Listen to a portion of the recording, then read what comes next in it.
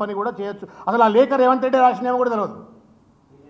మీరు అన్నటువంటి ఒక ఏదైతే మాట్లాడుతూ ఉన్నారు కదా, ఇవన్నీ కవిత గారు లేఖ అని మీరు ప్రశ్నిస్తూ ఉన్నారు కదా, ఆ లేఖ కూడా ఆయన రాసినేమో కూడా తెలియదు, ఎవరు రాసిండ్రో తెలియదు. టీవీలు మాత్రం రేవంత్ రెడ్డికి సంబంధించిన కొన్ని టీవీలు మాత్రం దాన్ని ఇక చిలువలు పలవలు కొడుగుడు ఈకలు బీకినట్టుగా ప్రచారం చేసుకుంటూ సంతోషపడతా ఉన్నారు. అదేం సంతోషమో అర్థం కావట్లేదు. మీడియా, సోషల్ మీడియా కావచ్చు, కొన్ని మీడియా వర్గాలు కావచ్చు, దానివల్ల వచ్చేది లేదు, పోయేది లేదు, దానివల్ల వచ్చే నష్టం లేదు. కాబట్టి Revanth Reddy can try anything, but charge షీట్ని అయితే నువ్వు వేరే చేయలేవు కదా. రేవంత్ రెడ్డి ఎంత డ్రామాలు ఆడినా కానీ ఒకరోజు డ్రామా ఆడతావు, 2 రోజులు డ్రామా ఆడతావు, 3వ రోజు అయితే ఛార్జ్ షీట్ కనపడుతుంది కదా. నువ్వు ఢిల్లీ పిలిస్తే పోవాలి కదా, ఢిల్లీ పిలిస్తే పోవాలి కదా. నేను చెప్తాను నీ మాట అంటే మీరు మంచిగా లోతుకు తీసుకుపోతా ఉన్నారు చర్చను. ఇటువంటి చిల్లర వేషాలు వేస్తుండనే నాకున్న సమాచారం ప్రకారంగా రాహుల్ గాంధీ ముఖం చూస్తలేడని చెప్పని ఈ కాంట్రాస్ట్ చెప్తా ఉన్నా మీకు. నేను ఇవాళ మహేష్ గౌడ్ గారు ఢిల్లీలో ఉన్నారు, కులగణన పేరు మీద పవర్ పాయింట్ ప్రజెంటేషన్ చేస్తూ. రాహుల్ గాంధీ గారు అటెండ్ అవుతున్నారు. ఇదే కులగణన పేరు మీద రేవంత్ రెడ్డి గారు గతంలో రైలు వేసుకొని పోయిండు, రైలు నిండా జనాన్ని ఎక్కించుకొని పోయిండు, ఫ్లైట్లు రైలు వేసుకొని పోయిండు, జంతర్ మంతర్ దగ్గర ధర్నా చేసిండు. రాహుల్ గాంధీ వస్తాడని మీ మీడియా వాళ్ళకి చెప్పిండ్రు, ప్రజలందరికీ చెప్పిండు. నేను ఆ రేవంత్ ముఖం చూడని నేను రాను అని చెప్పని రేవంత్ రెడ్డి, రాహుల్ గాంధీ గారు ఆ మీటింగ్కి రాలే. బట్ ఇవాళ మహేష్ గౌడ్ గారి దగ్గరికి పోతా ఉండు. This it self the litmus test that there is something happening in Congress party. రేపో మాపో రేవంత్ పదవి కూడా పోతే పోవచ్చేమో, పోకముందే రాజీనామా చేయమని రేవంత్ రెడ్డి గారిని విజ్ఞప్తి చేస్తాం.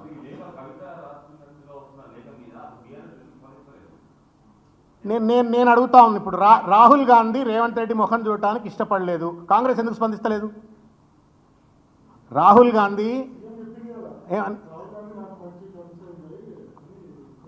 నేను ఇప్పుడు సింపుల్, ఆ మీటింగ్కి ఎందుకు రాలో చెప్పిండా మీకు? చెప్పురి, వస్తా అన్నోడు ఎందుకు రాలో చెప్పిండా?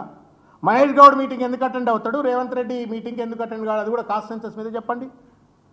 రేపో మాపో రేవంత్ రెడ్డిని పీకేస్తున్నారు అని చెప్పని గాంధీ భవన్లో చర్చ జరుగుతుంది, కాంగ్రెస్ పార్టీ ఎందుకు ఖండించదు? ఇంకొకటండి, ఆ లేఖ కూడా కొంత పాలిటిక్స్ను పక్కన పెట్టి చూద్దాం మనం. ప్రతిదాని మీద కొడుగుడు ఈకలు వీకినట్టు చూస్తే అన్ని చిలువలు పొలవలు కనబడతాయి. ఒక బిడ్డ తండ్రికి లేఖ రాసినట్టుగా ఎందుకు చూడకూడదు? రెండోది, అందులో పాజిటివ్ కంటెంట్ ఉంది, కొంత సూచనప్రాయమైన కంటెంట్ ఉన్నది.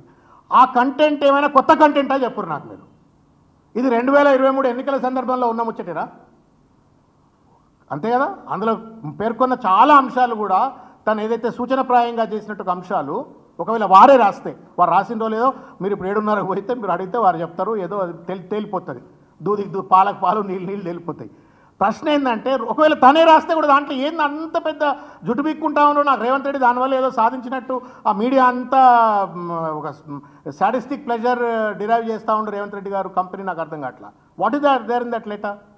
దానికి 100 రెట్లు నేను ఏమంటా ఉన్నానంటే, దానికి 100 రెట్లు కోమటిరెడ్డి 50 కోట్లు పెట్టుకొని పిసిసి అధ్యక్ష పదవి కొనుక్కొచ్చుకున్న దానికంటే పెద్ద వార్త. ప్రధానమంత్రి నరేంద్ర మోడీ ఆర్ఆర్ ట్యాక్స్ పేరు మీద విచ్చలవిడిగా దోపిడీ చేస్తున్నాడు అని చెప్పిన ప్రధానమంత్రి అన్న దానికంటే పెద్ద వార్త అది. It was about style of functioning కావచ్చు, it was about the type of speech కావచ్చు. అది మామూలు కార్యకర్తలు బహిర్గతంగా అనుకున్న ముచ్చట్లే తనకు అందుబాటులో ఉన్నది. తను ఏదో రాసి పంపిస్తే ఒకవేళ దాంట్లో ఇంత భూతద్దం పెట్టి ఆగమాగం అయిపోతూ ఉన్నాడు, దానివల్ల ఏదో తన తప్పిదాలు. మీరు ఒక మాట చెప్పండి అన్న, ఈ చర్చ వల్ల పెన్షనర్స్కి ఏమైనా 4,000 రూపాయల పెన్షన్ వస్తుందా? 2 లక్షల ఉద్యోగాలు వస్తాయా? తెలంగాణ రాష్ట్రానికి సంపద వస్తుందా? లేకపోతే పరిపాలన పైన రేవంత్ రెడ్డికి పట్టు పెరుగుతుందా? ఏం జరుగుతుంది? ఒళ్ళు దగ్గర పెట్టుకొని ముఖ్యమంత్రి కుర్చీలో కూర్చొని మూతికి తాళం వేసుకొని మంచి పరిపాలన చేస్తే రాష్ట్రం బాగుపడుతుంది. పక్క పార్టీ నీ కిందనే కూర్చిపోతుంది ఆయన అంటుంటే నీకు అర్థం కావట్లే. నీ ముఖం నీ నాయకుడు చూస్తలేడంటే దాన్ని పట్టించుకోకుండా ఈ పార్టీలో ఏమవుతుంది, ఆ పార్టీలో ఏమవుతుందని నేను చూస్తూ ఉన్నా. బీజేపీ వాళ్ళు అదే మాట్లాడుతూ ఉన్నారు, కాంగ్రెస్ వాళ్ళు అదే మాట్లాడుతూ ఉన్నారు. మీ కింద కడుక్కోరు చక్కగా మీరు first. So many problems in your own party.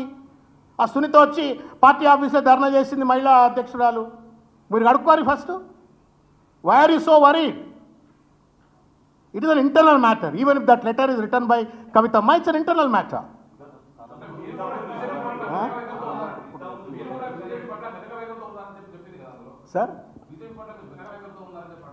Sir నేను ఒక విషయం చెప్పగలుగుతా. నేను బీజేపీ పట్ల నరేంద్ర మోడీ గారి పట్ల కేసీఆర్ గారు మాట్లాడినంత బలంగా దేశంలో రాహుల్ గాంధీ గారు కూడా మాట్లాడలే. గట్స్ ఉండి ఫాసిస్ట్ ప్రైమ్ మినిస్టర్ అన్నటువంటి ఒక మొగోడు ఎవడన్నా ఒక వ్యక్తి పేరు చెప్పండి, కేసీఆర్ గారు కాకుండా. తన అభిప్రాయం కావచ్చు, తనకు వచ్చిన అభిప్రాయం కావచ్చు. What does it mean? ఇంకొక విషయం చెప్తా ఉన్నా. 25 సంవత్సరాలుగా కేసీఆర్ గారిని నిరంతరంగా చూస్తూ వస్తున్నాం. ఎప్పుడు ఏది మాట్లాడాలో, ఏది మాట్లాడొద్దో, ఏ అంశాన్ని లేవనెత్తాలనో, ఏ అంశాన్ని లేవనెత్తొద్దో ఆయనకు తెలిసినంతగా ఎవరికి తెలియదు దేశంలో. Forget about BRS party. So therefore it is a view, let it be there. What is wrong? Democracy ఎక్కువ ఉందనుకోండి, మీరు డెమోక్రసీ లేదు అంటారు కదా, లెటర్ రాసేటుండగా డెమోక్రసీ ఉందనుకోండి, ఏం పోయింది అందులో?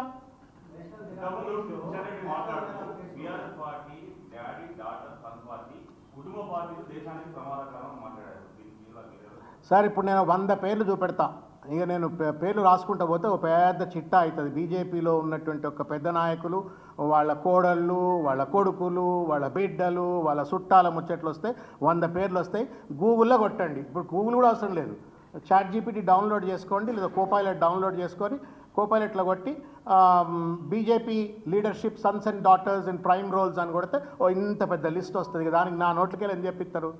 ఇది గురిగింజ కింద నలుపుదలన్నట్టు మాట్లాడిన మాటలు. దానికి ఒక్క మాట, నాకు కిషన్ రెడ్డి గారు ముచ్చట నేను ఏమంటున్నా అంటే, వీళ్ళు ఫస్ట్ ఆఫ్ ఆల్ వాళ్ళ గ్రూపిజంను సెట్ చేసుకోమనండి. Do they know that they are inefficient in the state of Telangana? 10 ఏళ్ళు కేంద్రము, ఇక్కడ మొత్తం 12 ఏళ్ళు అవుతుంది. 12 ఏళ్లలో పట్టుమని 10 సీట్లు ఎందుకు గెలుచుకోలేకపోతున్నారో దయచేసి వాళ్ళు తెలుసుకుంటే బాగుంటుంది.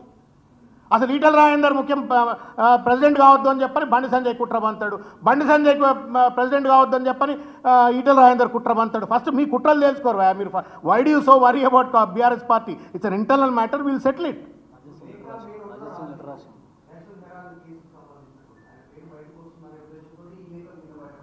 నేను అన్న కదా ఆల్రెడీ, ఏమన్నా డ్రామాలు చేయొచ్చు రేవంత్ రెడ్డి. నేనేమంటాను, ఎన్ని డ్రామాలు చేసినా ఛార్జ్ షీట్ని అయితే తీసివేయలేవు కదా. కాబట్టి ఛార్జ్ షీట్ ధర్మిలా రాజీనామా చేయాలా రేవంత్ రెడ్డి అని నేను కోరుతా ఉన్నా. ప్రజలకు మార్గదర్శిగా ఉండాలని చెప్పి నేను కోరుతా ఉన్నా.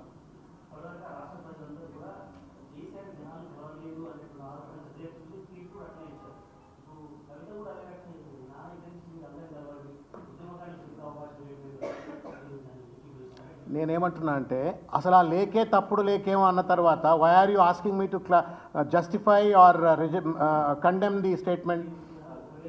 నేనేమంటున్నా, అది కూడా కొత్తగా ఏం ఆరోపణ చెప్పురు నాకు. మీరు లేవనెత్తిన అంశం నా నోటికెళ్ళి చెప్పియకురి. Don't put your words in my mouth. మీరు అన్న మాటే ఇది ఏమైనా కొత్తగా చెప్పిన ముచ్చట? If it's an invention then I would have really reacted to it. Everybody talked about it. What is the big deal to talk about it? మీరు అన్నమాట గతంలో కాదు, మన general assembly elections, parliament elections, ఇప్పుడు నడుస్తున్నట్టుగా చర్చ. దాని గురించి అది పార్టీ ఇంటర్నల్ మ్యాటర్. దానికి అంత పెద్ద ఎత్తున రేవంత్ రెడ్డి అండ్ కంపెనీ కావచ్చు, ఆయన ప్రాంప్టెడ్ మీడియా కావచ్చు, గంత పెద్ద ఎత్తున చేయడం వల్ల తెలంగాణ ప్రజలకు కానీ, ప్రభుత్వానికి కానీ, ఏ పార్టీలకు కానీ ఏమైనా లాభం వస్తుందో చెప్పు.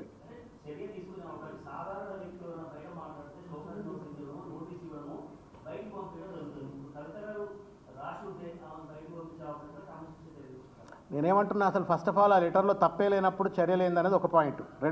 రెండో విషయం ఏంటంటే, ఆవిడ రాసిండ్రో రాయలేదో అనేటువంటిది ఇంకా తేలలేదు.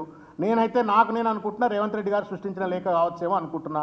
వారు వస్తున్నారు, వారు వస్తే వారిని మీరు అడిగిన తర్వాత వారు ఎట్లా చెప్తారు? తర్వాత జరిగేటువంటి పరిణామాల గురించి హైపోథెటికల్గా నన్ను ఆన్సర్ చేయమంటే కష్టమవుతుంది. Thank you.